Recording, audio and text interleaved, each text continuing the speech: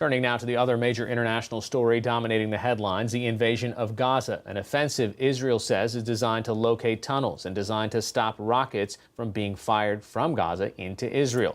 Palestinian authorities say more than 330 Palestinians, most of them civilians, have been killed during the past 2 weeks. Israel says militants have fired more than 1,600 rockets into Israel during that time. For more, we are joined now via Skype from Jerusalem by Jody Rudoran. She is the New York Times bureau chief there. So what's the latest on the ground offensive that's been happening there over the past couple of days?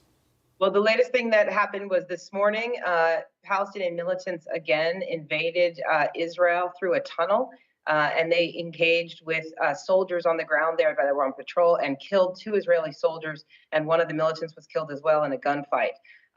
This is the second time in 3 days that militants have come through tunnels into Israel, and that was the basic reason that the ground operation was begun. So the Israeli military and political leaders have warned of this threat and said that they are determined to destroy all the tunnels that are in Gaza that lead into Israel to avoid future invasions. They talk about that if Gazans got through, they could kidnap Israeli civilians from the kibbutzim that are located there, or go on a killing spree. We've also heard that this is the ground offensive and the air offensive has created a refugee situation, that there's some 47,000 refugees heading to different UN shelters in the area?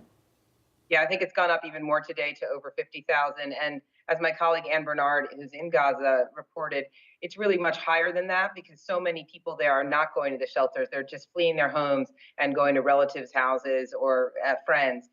So there's any number, maybe 100,000 people who are displaced. Who knows? Any update on the diplomatic front? Any efforts towards a ceasefire? Not really.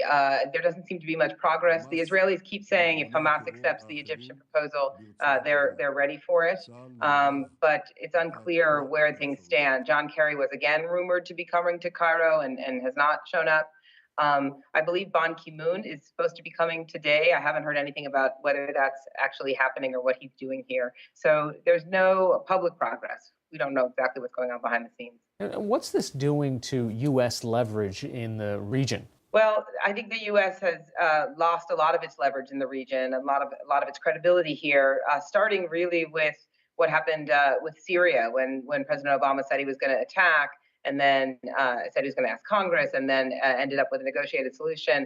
A lot of people here thought that was a sign of a real change of the resolve of Washington to observe its own red lines, and it just throughout the Arab world, and it has changed America's role.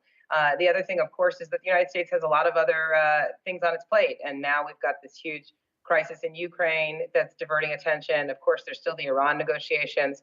So I think people here are not relying on the U.S. in the way that they have before.